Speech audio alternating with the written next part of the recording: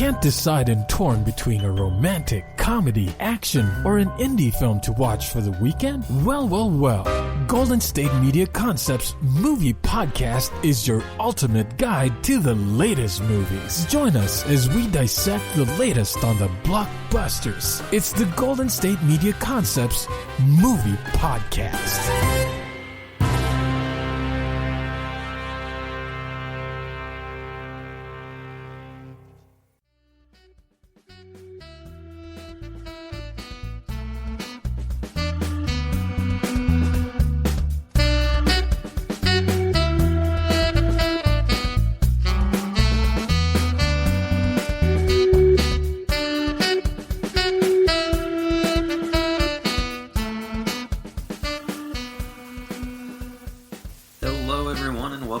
GSMC Movie Podcast, brought to you by the GSMC Podcast Network. I'm your host, Richard McDonough, and I am now officially the host of the GSMC Movie Podcast, so my reign of terror has begun, and until they take me away, I want to make sure that this podcast is a way to inform my fellow movie lovers of what is out there, and to make sure that I'm highlighting the absolute best of the best that the film industry has to offer at the time. Currently at this time, what the film industry has to offer is a little barren, given all the complications due to COVID-19, but there are silver linings. This content should be coming to you Thursday, February 25th, and at this time it has just been announced that New York City will be allowing theaters to reopen at 25% capacity, but it's better than not having them open at all. It will be a little tough making sure that theaters have a full slate of movies, given that most movies were either released earlier this year in January and February to make sure they are eligible for award season, or they are being pushed back to later this year, so they have a chance at having more people in theaters and making more box office revenue. But despite the low quantity of movies being produced and released right now, my job is to make sure I'm finding the most compelling and interesting content and presenting it to you, encouraging you to go see it. So today we're going to be taking a look at 3 movies coming out. The Tom and Jerry movie, something that people of all generations can relate to.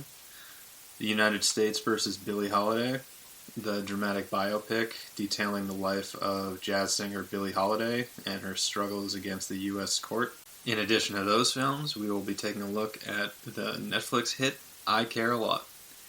And be sure to stick around until our final segment, because at the time of recording, the 78th Annual Golden Globes are set to take place this upcoming Sunday, February 28th. So we will be diving into the film aspects of those awards, bringing you Best Actors, Best Actresses, Best Picture, Best Original Music, so you don't want to miss it. But to kick off the show, we are going to be taking a look at the Tom and Jerry movie, set to be released February 26th.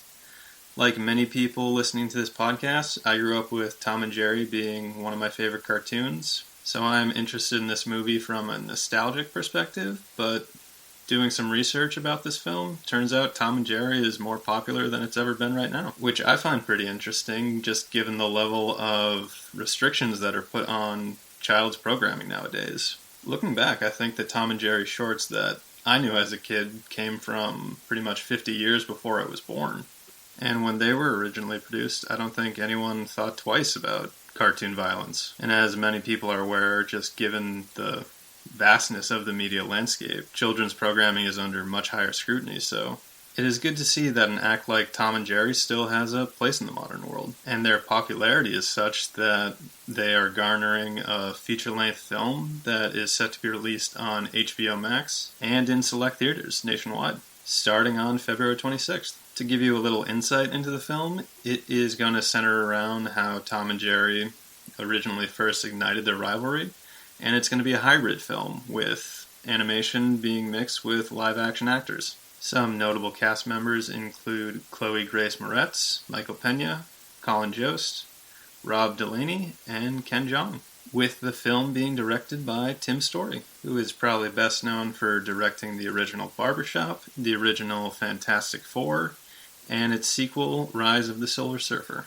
So it'll be interesting to see his take on this classic pairing, especially given the movie is filmed in a way where it's mixing mediums, with the live actors essentially being asked to just imagine what's going to be happening, and the animators having to fit in the corresponding action. So it's always interesting to see when these types of films are made. And obviously this movie is family-oriented, but it does have something for the old family, given that Tom and Jerry's reach has spanned over 80 years. It won't matter if you're a kid just going for the entertainment value, or if you're a parent or grandparent just taking a look at it for, again, like I said earlier, the nostalgic purposes, and just seeing the new ways they will be telling a story with these well-known characters. So, with the Tom and Jerry movie set to be released Friday, February 26th, I took a look into their history and found out apparently there has been a Tom and Jerry series going on Cartoon Network for the past 6 years, so it's good to see that there is still a place in child's entertainment for an act where the majority of the time is spent with a mouse inflicting pain on a cartoon cat. And with that series running for 6 years, that is actually the longest running series Tom and Jerry have ever had. There have been multiple iterations of the classic duo ever since their inception in 1940. They were originally created by William Hanna and Joseph Barbera. If those names sound familiar, they are the founders of Hanna-Barbera, which really helped popularize cartoons and animation in America. Not only did they invent Tom and Jerry, but they're also responsible for shows like The Flintstones, The Jetsons, and Scooby-Doo. So they left an indelible legacy behind. But in terms of their success with Tom and Jerry, they started making them in 1940. And back then, these were shorts that would play in movie theaters ahead of the main feature. Between 1940 and 1958, they produced 161 short cartoons, and they ended up winning 7 Oscars for Best Animated Short, which is a record they still hold with Walt Disney. After a 2-year hiatus, they were revived in the 1960s, and at that time, they became the highest-grossing cartoon of the time period, beating out Chuck Jones's Looney Tunes. Despite that, they did, again, take a hiatus, but they were revived in 1975 for an animated series. Again, they would have shows of varying popularity at different times over the next decade, including one from 1980 to 1982, one from 1990 to 1993, another one from 2006 to 2008, and now they're currently in their most recent incarnation, which started in 2014 and is going strong, to the point their popularity has garnered a mainstream feature film. And this is only the second theatrical release they've ever had, their previous one coming in 1992. And to give you an idea of their worldwide popularity, Tom and Jerry have even inspired a Japanese musical entitled Tom and Jerry, Perchance to Dream, which was released in 2019, building up to the 80th anniversary of the cartoon pairing. And jumping off from that point, that's the main reason I felt compelled to talk about them. I know there are some people out there who couldn't care less about there being a Tom and Jerry movie out, but the fact is that this is a franchise that has been around for over 80 years and is not only resonating with people in America, but it spans the globe. And personally, that's the main thing I love about film and mass media. The fact that people in Japan get so inspired they decide to make a musical about an animated cat and mouse. Because there are these shared experiences that transcend language, distance, and really just ways of life. There are ways that people from complete opposite ends of the earth can connect and be brought together, like something as simple as a cartoon mouse and a cartoon cat that hate each other. And despite our differences, everyone can come together and enjoy some cartoon violence. And those who appreciate cartoon violence can appreciate it in select theaters starting February 26th or streaming on HBO Max. And given that this film is geared towards families, it'll be very interesting to see how it fares in major markets like New York that are reopening. It could be one of the films that really helps pull theaters, at least somewhat, out of the quagmire they've been in over the past year. And to anyone going to see a movie in the theater, definitely be careful, because Unfortunately, we are not out of the woods yet, but that doesn't mean you can't go out and enjoy going to the movies. We all just need to take the necessary precautions to make sure we aren't putting ourselves or anyone else at risk. So, now that we have that little public service announcement out of the way, we can get back to talking about the film itself. And another reason this film would be worth a watch is just the fact that it's one of those films where they're combining live-action actors with animation. This is always an interesting gimmick and interesting to see how the directors pull it off. Probably the most famous one of these films is Who Framed Roger Rabbit. Others include Space Jam and Looney Tunes Back in Action. And for younger audience members, they're able to believe that in real life you're able to interact with cartoon characters. And for the older audience members, it's just neat to see them try and pull off the trick. And to see how they match up the animation, which is done presumably months after the live actor has done their part. So it's really interesting to see that just combination and how they meld the two mediums. This has always made me wonder just what are the actors doing on stage when they're being told to act to an imaginary character that isn't there. I've seen behind the scenes documentaries where sometimes they literally use plastic puppets to illustrate where the cartoon character is going to be, and there's someone walking around in a full body green screen onesie so they can be edited out later, tracking the motion of the animated character. And yep, and you have to give credit to actors that are able to block that out, ignore someone who's walking around looking like a full body Peapod, who is also dragging around a doll, and block all that out and be able to remain in the moment and in character. Which isn't that surprising, given the cast of actors that will be headlining this film. As I said, Chloe Grace Moretz, one of the best young actresses in Hollywood, in addition to Michael Pena, who pretty much delivers in everything he's been in, and has a wide range of acting talents, so it'll be interesting to see what he does in this film. I'm interested to see what Colin Jost will be like, given that he isn't really an actor and is more of a TV personality. So with him being in a new environment, it'll be interesting to see how he performs. And of course, Ken Jeong, former Doctor, smashes it in everything he is in, and usually is the show stealer. So, with an all-star cast and a fresh take on a classic pairing, the Tom and Jerry movie should have something for everybody. So, to reiterate, and actually correct myself from earlier in the podcast, this film is actually going to be Tom and Jerry calling a truce on their legendary rivalry for the time being, as they are both seeking new homes and seek shelter in the Royal Gate Hotel. So, as opposed to them going at each other, as is their custom, they will actually be fighting to stay in the hotel, as the hotel manager is looking to get rid of them before the wedding of the century that they will be hosting. So the scene is set, the players are cast for a lavish, over-the-top, cartoonish conflict, and if you have young children, Tom and Jerry is definitely the flick to check out. Once again, you can see it in select theaters starting Friday, February 26th, in addition to its streaming on HBO Max. The movie is an even 100 minutes, so if you have some time to kill, definitely check out Tom and Jerry. We here on the GSMC Movie Podcast will be transitioning into other topics. Coming up next, we will be taking a look at the film The United States versus Billie Holiday, the dramatic biopic that focuses in on the career and life of jazz singer Billie Holiday. The film specifically will be taking a look at a well-known court case that drew media attention at the time, and I'm sure we'll have a message that will translate to today. Additionally, we will be taking a look at the film that was recently released to Netflix, I Care a Lot. This film made its world premiere back in September of 2020 at the Toronto International Film Festival. Now is being released to general audiences, and it centers around a con woman who is looking to become the legal guardians of an elderly couple in order to gain access to their finances.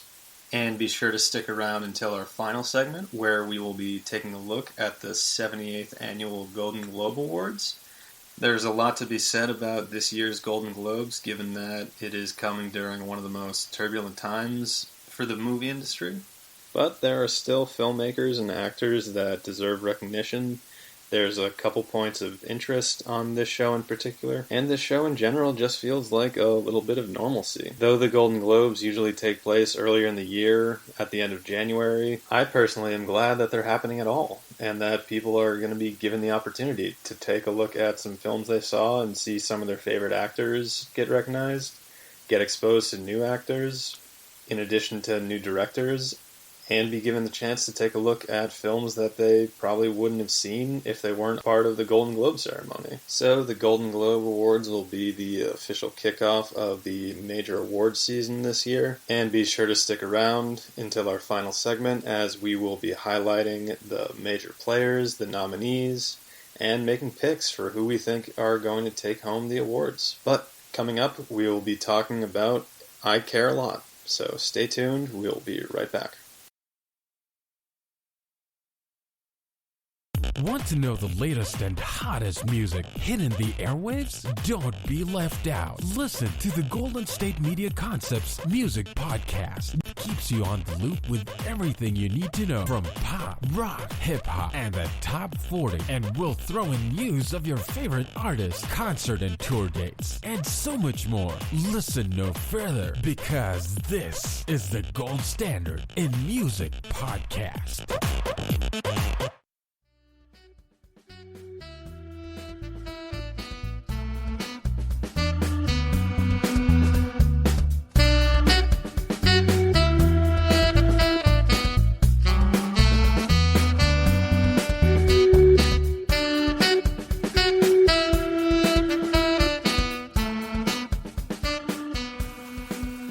Alright everybody, welcome back to the GSMC Movie Podcast, brought to you by the GSMC Podcast Network.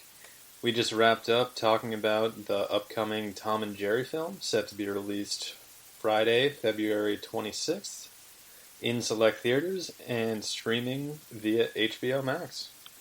A film the whole family can enjoy, given the fact that Tom and Jerry have been around for 80 years. Everyone's familiar with them, so it'll be interesting to see a fresh take on a classic pairing.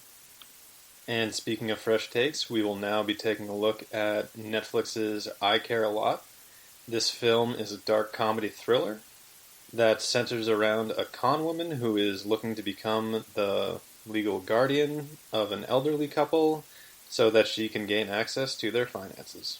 While researching topics to talk about on today's episode of the podcast, I decided to settle on this one mainly because of the amount of buzz I've seen around it on social media sites like Twitter and Facebook. It seems to be resonating pretty well with audiences. This film did make its world premiere last September at the Toronto International Film Festival. Since then, Netflix has acquired the rights, and it was released on their platform February 19th. And I just want to take a moment to really give props to Netflix. They seem to be one of the few studios out there that is just taking chances on standalone films. Most major studios like Warner Brothers, Disney, Paramount, they're all making films that either have franchise potential or are ways that they can pump out 1 million pieces of merchandise related to the film. And Netflix really seems to be one of the last platforms that people who are looking to just make a standalone film that is what it is, has a story to tell, and doesn't have the intent to be made into a 5-part movie series. So just wanted to take a moment to shout out Netflix and thank them for still taking chances on standalone films. Now, this film, I Care a Lot, was not an original Netflix production, but it is very much in the vein of the Netflix originals, and I encourage everyone to go stream it. From everything I've heard, it has great acting, great plot, and great twists at the end. Naturally here, we're not going to be giving away any spoilers. We don't want to rob anyone of the experience of seeing a good movie for the first time completely unspoiled, but we are going to get into a little bit about the production of the movie and the critical response of it, as well as the cast and crew. And I will be starting off with a fun fact about the movie as it relates to me. Part of this movie was actually filmed in the town next to where I grew up, Dedham, Massachusetts, and was actually filmed in my uncle's office, which is the Norfolk County Registry of Deeds. So I found that interesting for obvious reasons, and for people that are true film buffs, the Robert Downey Jr. film The Judge was actually filmed in the same location. That was one of the films he made after the first Iron Man, before his schedule got completely swallowed up by the Marvel Cinematic Universe. But back to the film I Care a Lot. And to give you a rundown of the cast and crew before we dive a little deeper into each of them individually.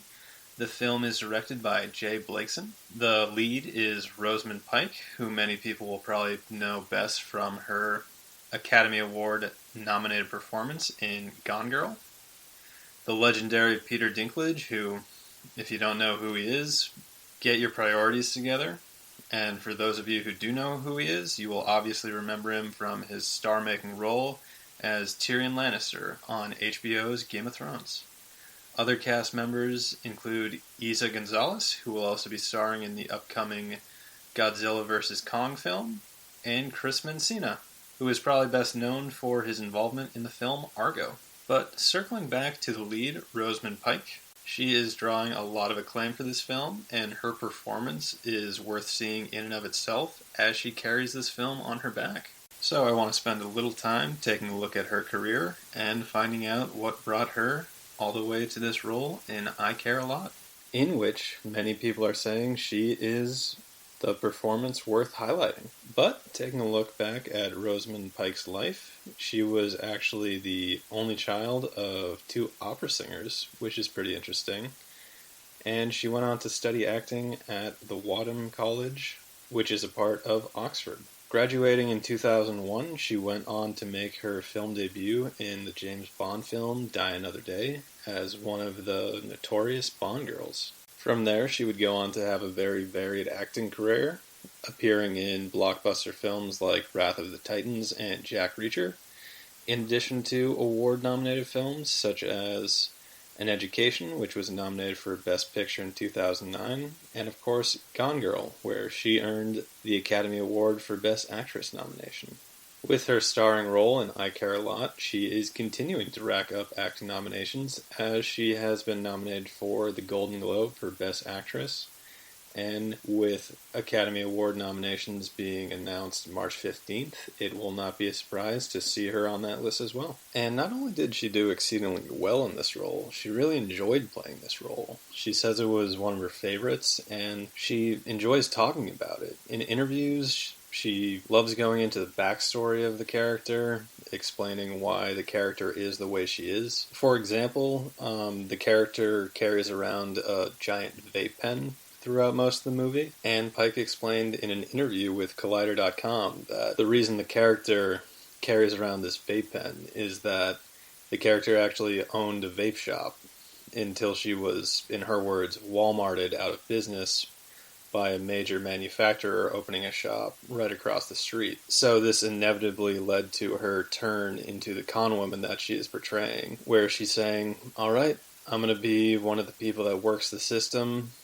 Another line from the trailer for this film is that there are two types of people, the hunter and the hunted. So she sees it as every time the character takes a puff of this vape pen, she's bringing back that attitude of, I've been screwed over, now it's time to go screw everybody else over. And I always think it's interesting when a film takes on the idea that the main character is going to be a gray character.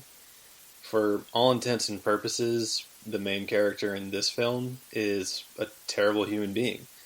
She's trying to con people out of all their earthly possessions, but somehow there are going to be points in this film where you have sympathy for this person. And that's a very tough task for an actor to undertake, where you have to be someone who, by their actions, by all intents and purposes, is a complete scumbag. But you still have to find a way to elicit sympathy from the audience, because otherwise, why are they caring about your story? And for people that are interested in stories like that, where things aren't clear-cut, black and white, I Care a Lot, and the journey that Pike's character undertake is going to be right up your alley. Again, this film is drawing a great amount of praise from both critics and audiences, and the overall tone of the film being a dark comedy where horrible situations that in everyday life, of course they're not funny, are going to be played for laughs. So this is definitely a film with a lot of layers to it. So if you're a fan of intricate plots with a lot of things going on,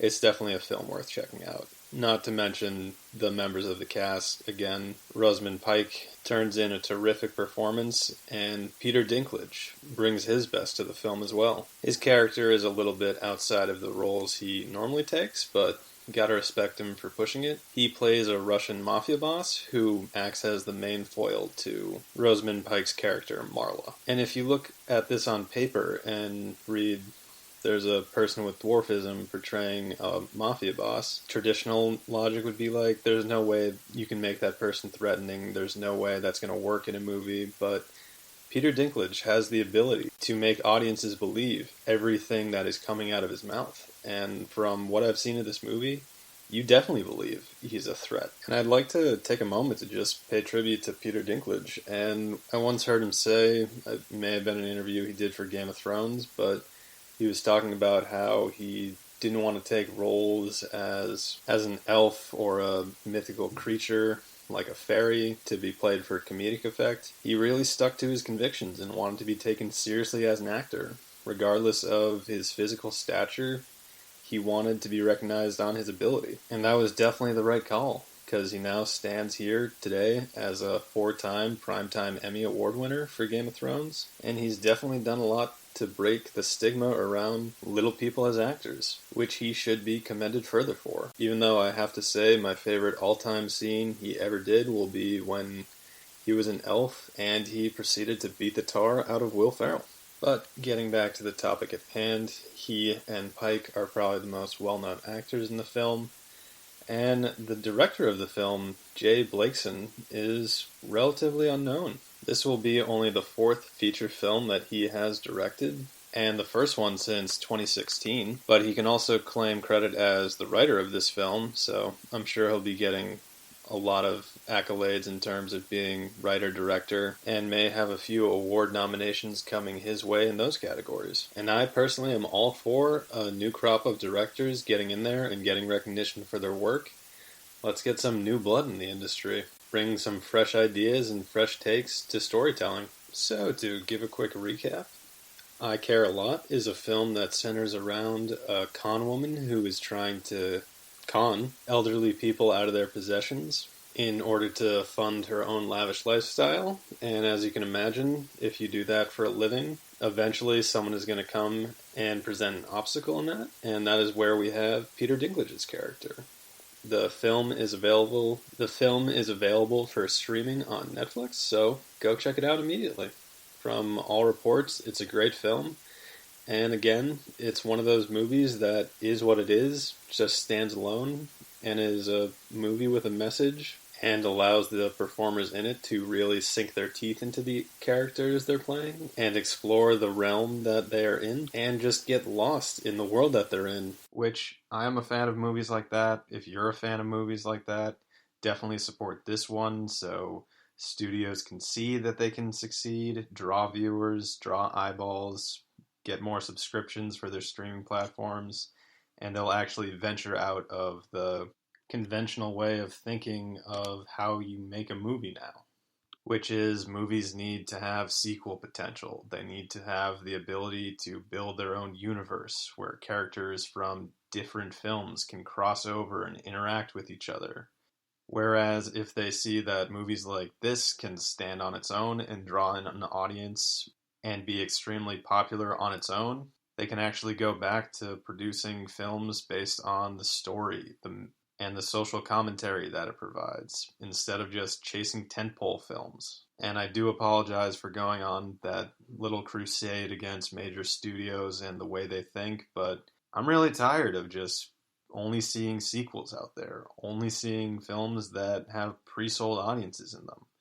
I want to see films like I Care a Lot, where it reaches audiences based on its own merit, and the performances in it, and the social commentary it provides at the time it's released. So if you're like me and want to see more films being made solely on merit as opposed to We can turn this into a line of clothing. We can turn this into a child's cartoon with a million toys off of that. Go out and see I Care a Lot.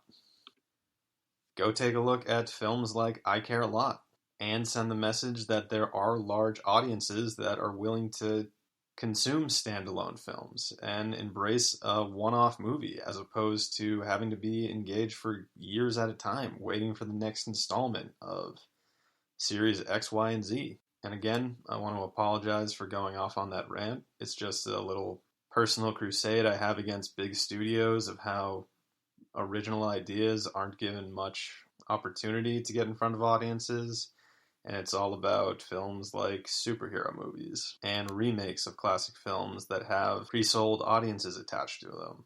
And again, I'm not saying that there's an issue with making films like that.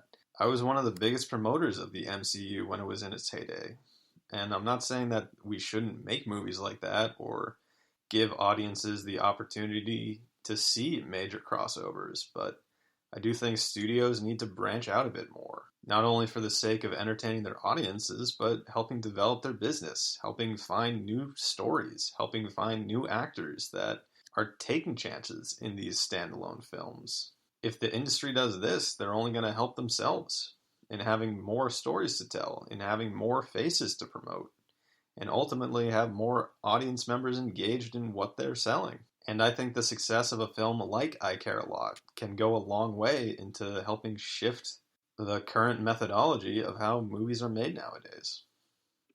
So be sure to check out I Care a Lot. You will not be disappointed. It is now available for streaming on Netflix.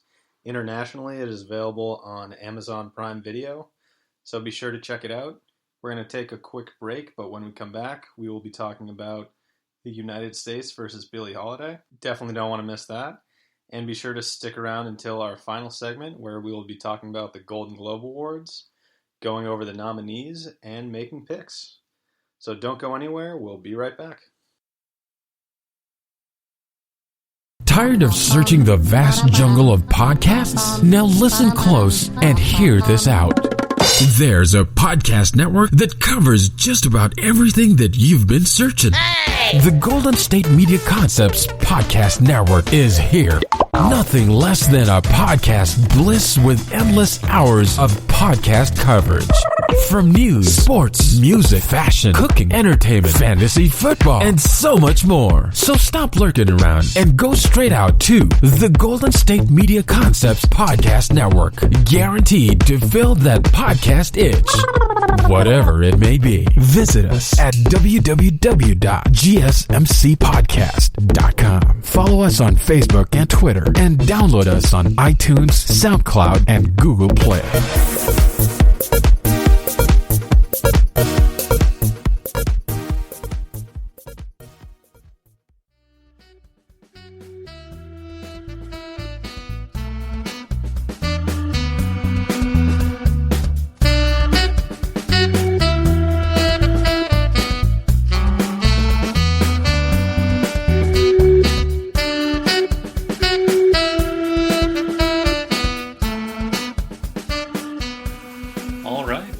To the GSMC Movie Podcast, brought to you by the GSMC Podcasting Network. We just finished talking about the new Netflix movie, I Care a Lot, starring Rosamund Pike and Peter Dinklage.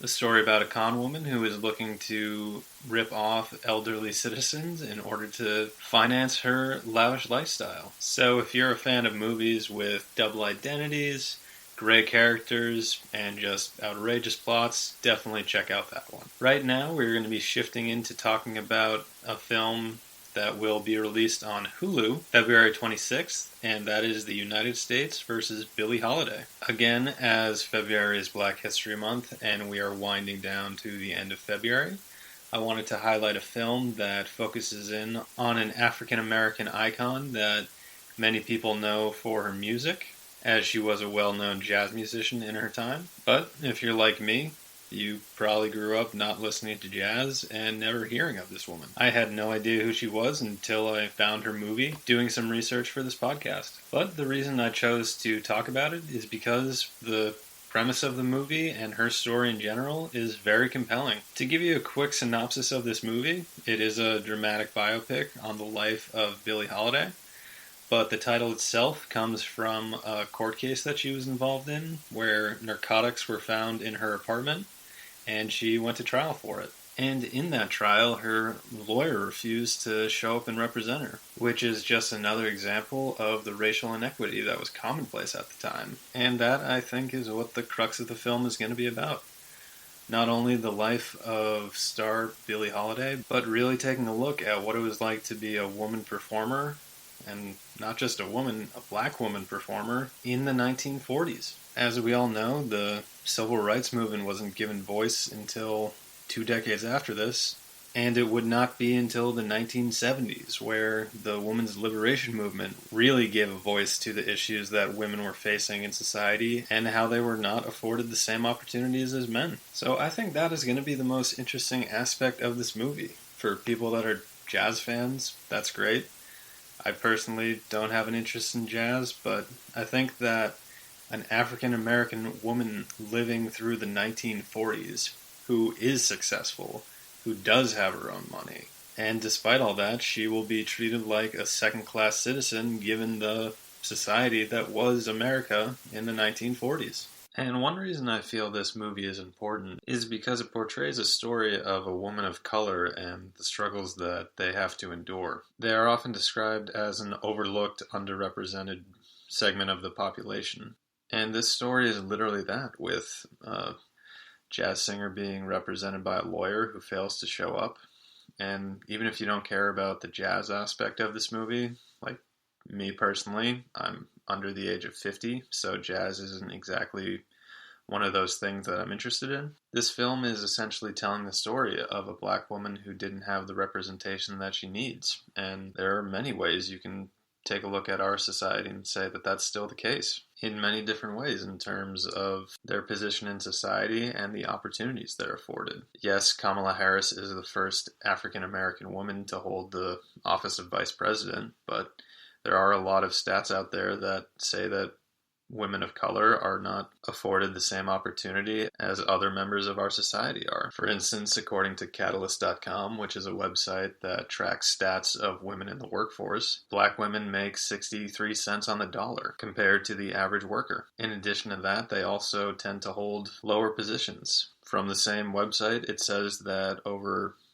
50% of all household aides are black women, and in terms of the corporate world, less than 3% of black women hold C-suite positions, which include roles like Chief Executive Officer, Chief Financial Officer, Chief Operating Officer. So while we are miles away from the society that the United States versus Billie Holiday is set in, there's still a long ways to go in terms of equal representation. And that is the main message of this film, and I think it's very pertinent to our modern society. So the film will be tackling that issue, and I always find it interesting when there's a case in history where a film can be made about a modern issue that still persists, and I'm not really sure where the wave of biopics came from, but it seems like in the last few years they've really had a rise in popularity, covering well-known musicians such as Elton John and Freddie Mercury. And not only were those movies where, you're able to play the hits and set them to a narrative story, but in those two movies that I mentioned, they're tackling the issue of sexuality and how the two main characters in those movies grew up in times where people were less accepting and they really had to suppress who they were. And there are a lot of parallels that can be drawn between those two films and the United States versus Billie Holiday, where your identity, despite all the work you've done and the standing that you have in society, can be reduced down to a single facet. And it will be really interesting to see the message that the director Lee Daniels has around that and what he has to say about it. And before I get into just complimenting Lee Daniels, I do have to just air a grievance I have with him. Back in 2013, he released a film called The Butler. It was about the butler who served in the White House and was privy to a lot of private moments with former U.S. presidents such as JFK, Lyndon Johnson, and its official title was Lee Daniels' The Butler. Me not knowing who Lee Daniels was at the time, thought, oh, the character's name is Lee Daniels. Only later to find out that the director's name is Lee Daniels. And I'm sorry, but that is one of the most pretentious things a director can do, is to include their name in the official title of their movie. I've seen it as a subheading before. I've seen it like above the title of the film on movie posters, but for it to be officially called Lee Daniels is the Butler, my God, he just wanted to stroke his ego with that. And I can't think of another example of a director doing that. Sure, in the trailer to movies, they'll say Francis Ford Coppola's The Godfather, but it's not Francis Ford Coppola's The Godfather. It's not George Lucas's Star Wars. It's not Steven Spielberg's Jaws. I don't know. Maybe he thought people would get it confused with the film of the same name from 1916. So I just had to get that off my chest because it's just one of the most ludicrous things I've ever seen a director do. Alright, now that I have that off my chest, I can say that I do think Lee Daniels is a very talented director. He directed the film Precious, based on the novel Push, and he is the co-creator of the hit series Empire. So definitely interested to see what he does with this story, and personal reservations about how he titled his movies aside, he is one of the best working in Hollywood today. One thing I can give Lee Daniels credit for is assembling an all-star cast for this film. In the lead role, we have Andrea Day, who is playing the titular Billie Holiday. She really did a lot to transform herself into this character. It's always tough when you're portraying a real-life person because there's so many facets that you have to bring to that performance, but she's done such a great job that she's been nominated for the Golden Globe for Best Actress for her role, and she's also been nominated for Best Original Song for her performance of Tigress in Tweed. Her performance is all the more impressive when you take into account this is only her third ever film, and this is her first major role. Her previous roles have only been supporting ones in the film Marshall and the Disney and Pixar film Cars. So the fact that she is drawing such praise in her first major performance is all the more impressive. Joining her in the cast is Trevonte Rhodes, who audiences will probably best know from his roles in Academy Award-winning Best Picture Moonlight and the Netflix thriller Bird Box. Also in the cast is Natasha Lyonne, who most people will probably know from Netflix's series Orange is the New Black. In addition to her is Garrett Headley, who is probably best known for his starring role in Tron Legacy. And an interesting inclusion in the cast, in my opinion, is Taylor James Williams, who played a young Chris Rock in the family series Everybody Hates Chris. So it's good to see that he's still active in getting roles, because even as a child, he was a terrific actor.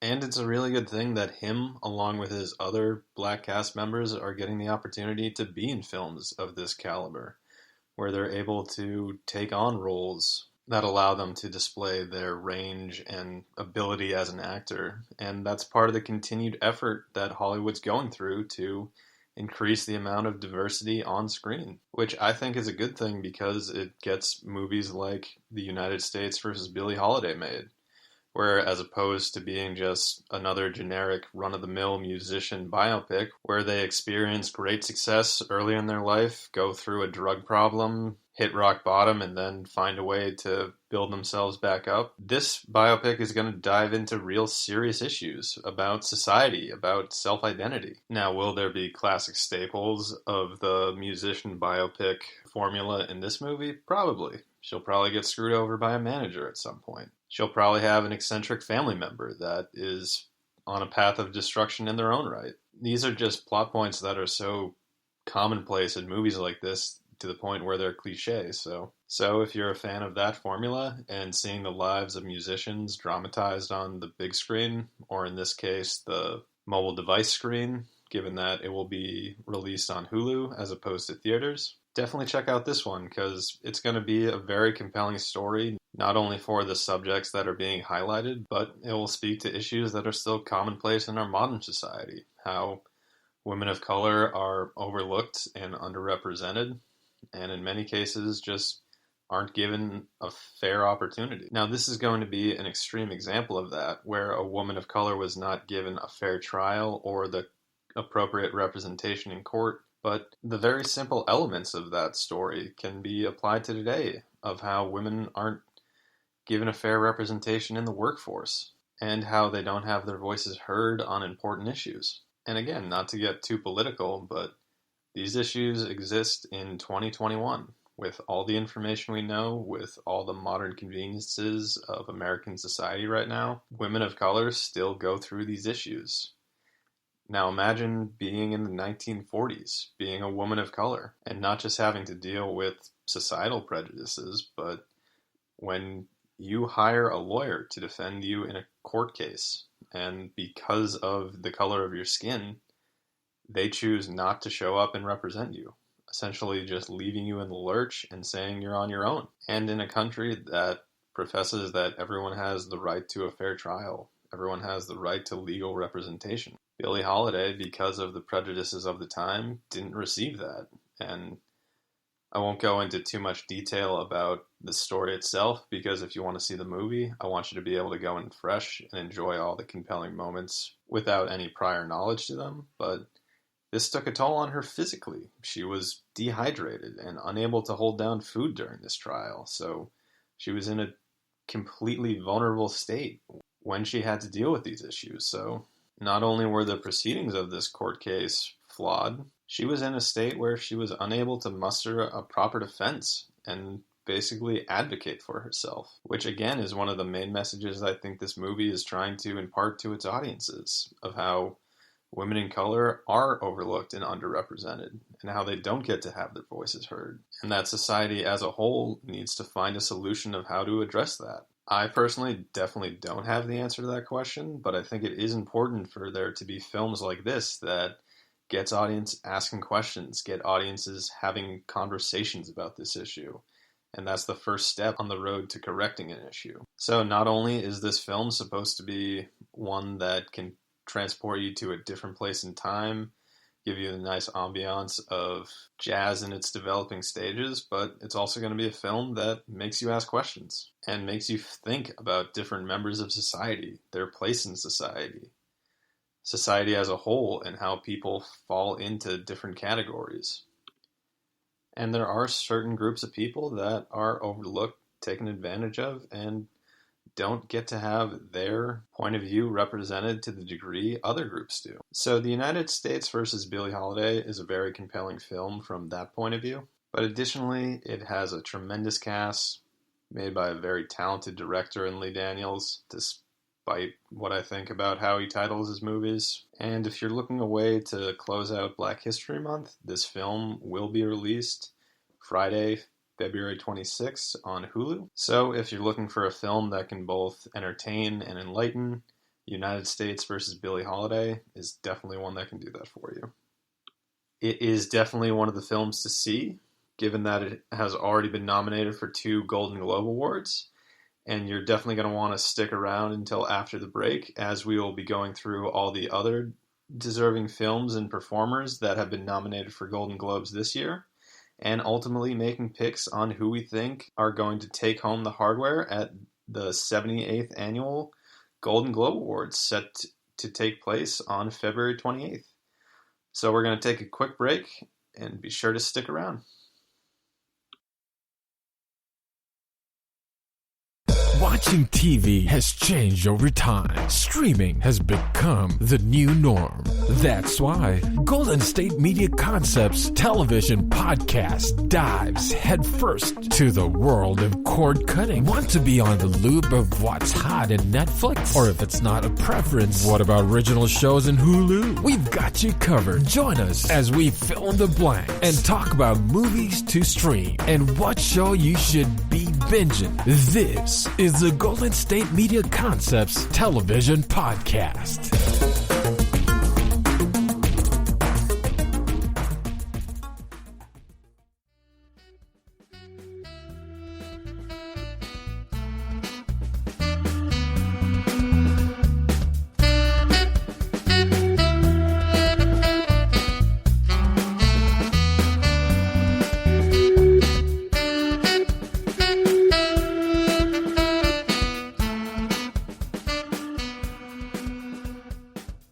Welcome back to the GSMC Movie Podcast, brought to you by the GSMC Podcast Network. This is our fourth and final segment. We just wrapped up talking about the United States versus Billie Holiday, the dramatic biopic detailing the life and tribulations of famous jazz singer Billie Holiday. The film has been nominated for a few Golden Globe Awards, and that's what we're going to cover in this section. We're going to go over the nominations and ultimately be making our picks for who we think is going to take home the hardware. So there are a lot of categories to go over and a lot of films to get to, so we're just going to jump right into it. So the way this is going to work, I am going to give a rundown of the nominees in each category, give you a description of the films that are nominated, and at the end we are going to go back through and give the pick of who we think the winner will be. And for anyone else who will be watching the Golden Globes this Sunday, be sure to follow us on Twitter at GSMC_movies, as we're going to be live tweeting, reacting to the show and the award winners. So without further ado, we will start with the Best Motion Picture nominations, and we will start with the drama side of those. So, nominated this year is The Father, starring Anthony Hopkins and Olivia Colman. The story centers around Anthony Hopkins' character, who is struggling with the fact that he is getting older, as his daughter, played by Olivia Colman, moves into his apartment, with the dynamic of their relationship very much being at the forefront of this film. And I can only imagine the performances that those two turned in, given the fact that they are both former Academy Award-winning actors. Next up, we have the film Mank, which is a biopic centering around the life of Herman J. Mankiewicz, who was heavily involved in the development of Citizen Kane, which a lot of people still count as the greatest film ever made to this day. The film is directed by David Fincher and stars Gary Oldman and Amanda Seyfried. Gary Oldman was nominated for another Golden Globe, so we will hear more about him later. Up next, we have the movie Nomad Land, which is about a woman who uproots her life and decides to travel around the American West. It is based on the book Nomad Land, Surviving America in the 21st Century, and it was produced by Frances McDermott, who also stars in the film. Also nominated for the Best Drama Motion Picture Award is Promising Young Woman, the tale of a young woman who is out for revenge for her boyfriend who has been the victim of rape. The film was written, directed, and produced by Emerald Fennell, with help from Margot Robbie in terms of the production.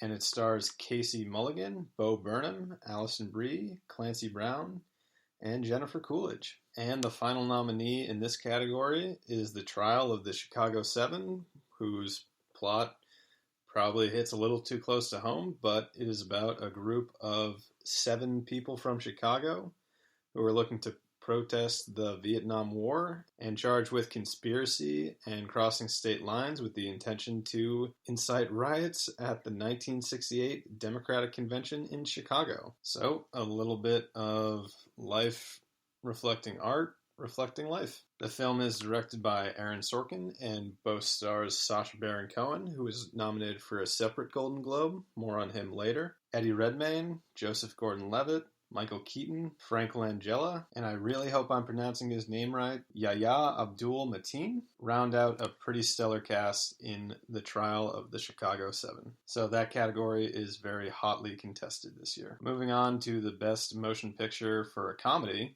the nominees are Borat's subsequent movie film, which stars Sacha Baron Cohen, who is also drawing praise in the form of another Golden Globe nomination for this portrayal. More on that later as well. And Maria Bakalova, who also has been nominated for another Golden Globe. Moving on, this category also recognizes musicals. So also nominated is Disney's adaptation of the musical Hamilton, which was available on Disney Plus in 2020. So Lin-Manuel Miranda, as well as the original cast of Hamilton, were able to bring this to the big screen and are being recognized with a nomination here. The next nominee is the film Music, about a recently sober drug dealer who now has to take care of their younger sister, who is on the autism spectrum. The film stars Kate Hudson, Leslie Odom Jr., and Maddie Ziegler.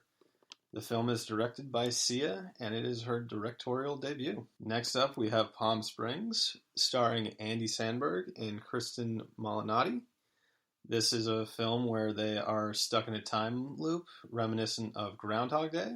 Very funny film and very deserving of the nomination they have here. And the final nominee in this category is the film Prom, which was adapted from the Broadway musical of the same name, starring Meryl Streep, James Corden, Nicole Kidman, Keegan-Michael Key, Andrew Rannells, and Kerry Washington, with the film being directed by Ryan Murphy. So moving on to the acting categories. We will be starting with Best Actor and Actress, nominated for Best Performance in a Motion Picture, Musical, or Comedy. And as I said earlier, Sacha Baron Cohen is being recognized for his second turn as the iconic Borat character. Late night talk show host James Corden is being recognized with a nomination for his portrayal of Barry Glickman in the film Prom. Lin-Manuel Miranda is being nominated for his turn as Hamilton in the play of the same name. Dev Patel is being recognized for his portrayal of David Copperfield in the film A Personal History of David Copperfield, and Andy Samberg is being recognized for his portrayal of Niles in Palm Springs. Moving on to actresses, Maria Bakalova is being recognized for her portrayal of Tutar in Borat's subsequent movie film. Kate Hudson is being recognized for her role as Zoo in Music.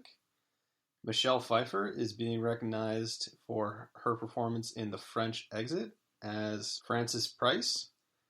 Rosamund Pike, as I mentioned earlier in the podcast, is being nominated for her amazing turn in I Care a Lot as Marla Grayson. And finally, Anya Taylor-Joy is being recognized for her portrayal of Emma Woodhouse in the film Emma. Moving on to the Best Performance in a Motion Picture Drama category.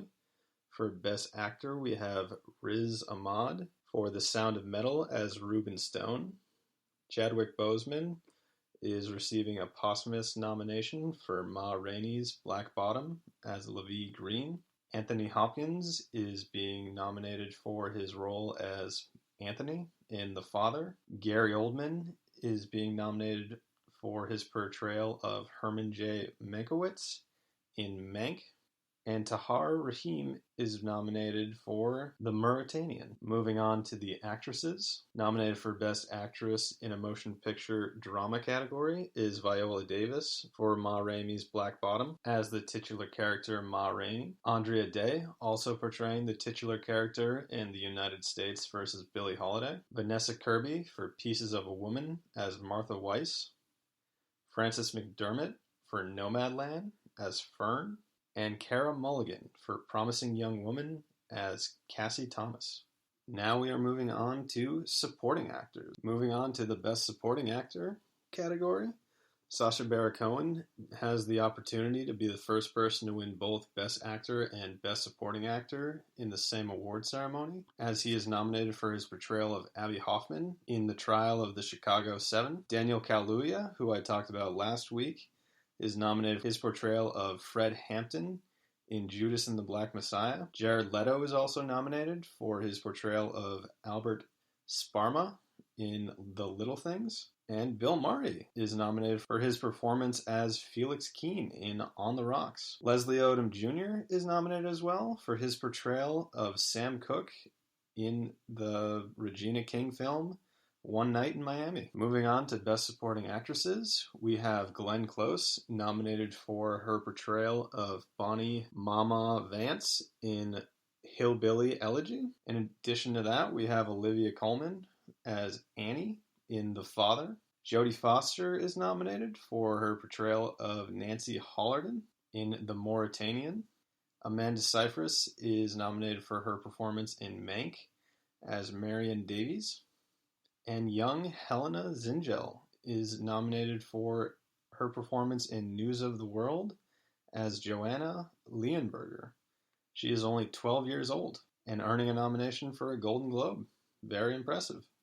Moving right along into the Best Director category, we have Emerald Fennell for Promising Young Woman, David Fincher for Mank, Regina King for One Night in Miami, Aaron Sorkin for The Trial of the Chicago 7, and Chloe Zhao for Nomad Land.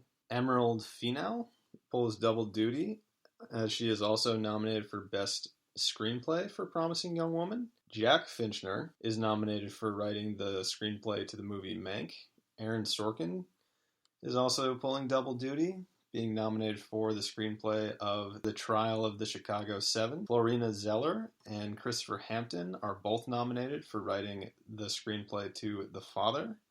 And again, Chloe Zhao is pulling double duty for her screenplay for Nomad Land. In the music category, we have Trent Reznor, Atticus Ross, and Jean-Baptiste nominated for the hit film Soul. Trent Reznor and Atticus Ross nominated for Mank, so they're pulling double duty in this category as well. James Newton Howard is nominated for his work on News of the World.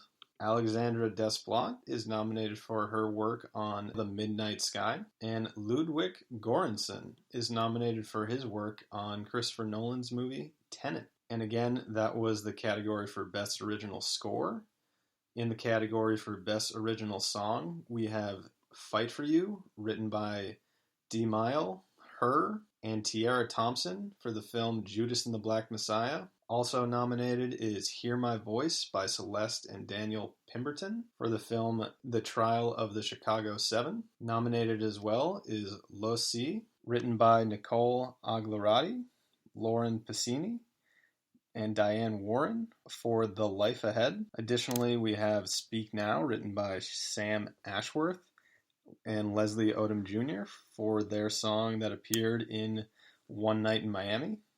And as I mentioned earlier in this podcast, Tigress and Tweed by Andrea Day and Raphael Sadwick for the original song in The United States versus Billie Holiday. Rounding out the film categories is Best Animated Feature Film, which includes The Croods, A New Age, Onward, Over the Moon, Soul, and Wolfwalkers.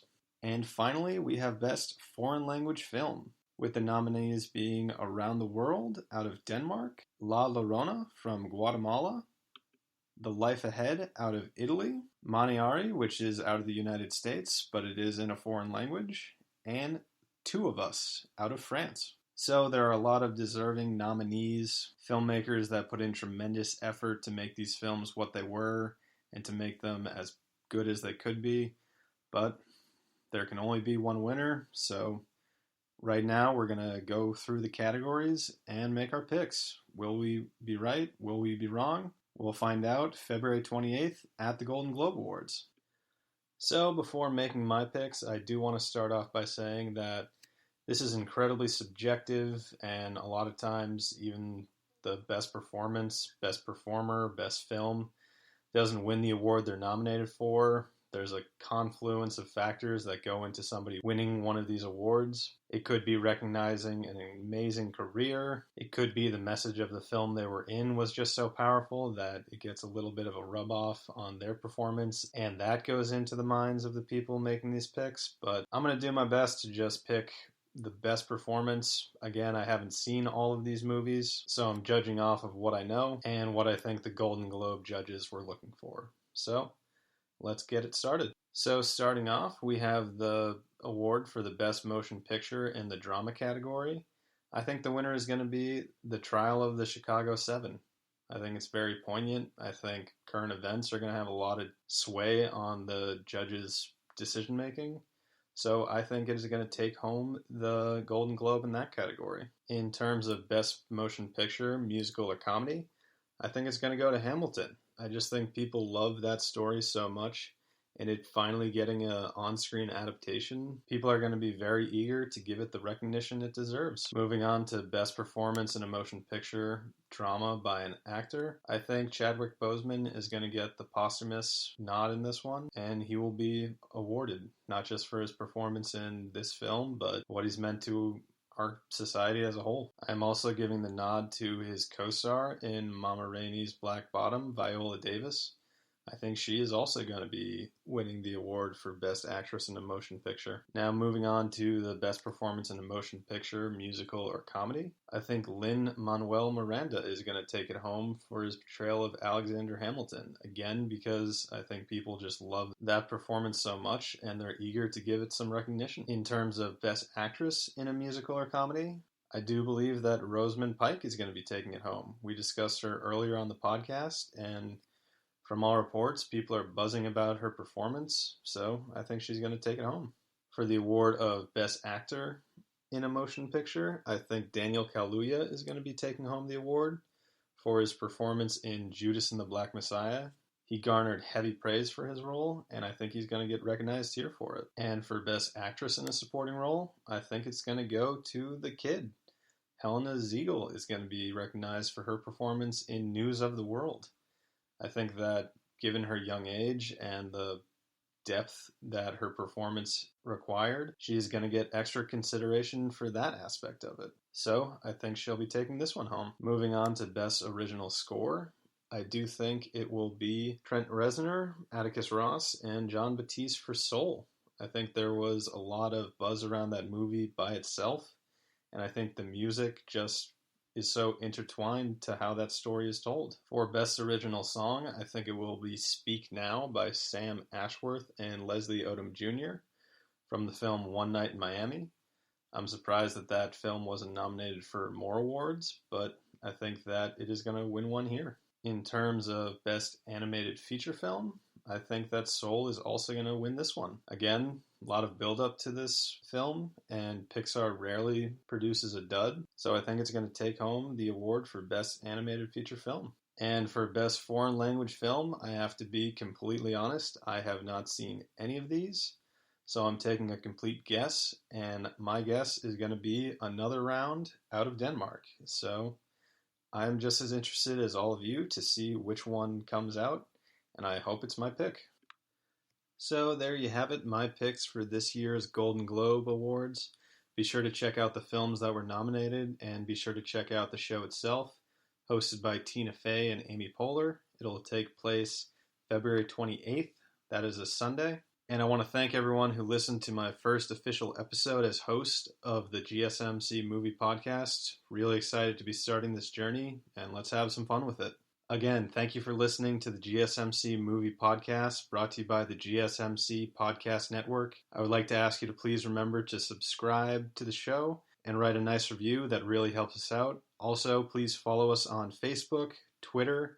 I will be live tweeting the Golden Globes, so follow me at GSMC_movies, and be sure to follow us on Instagram as well. And thanks again. See you next time.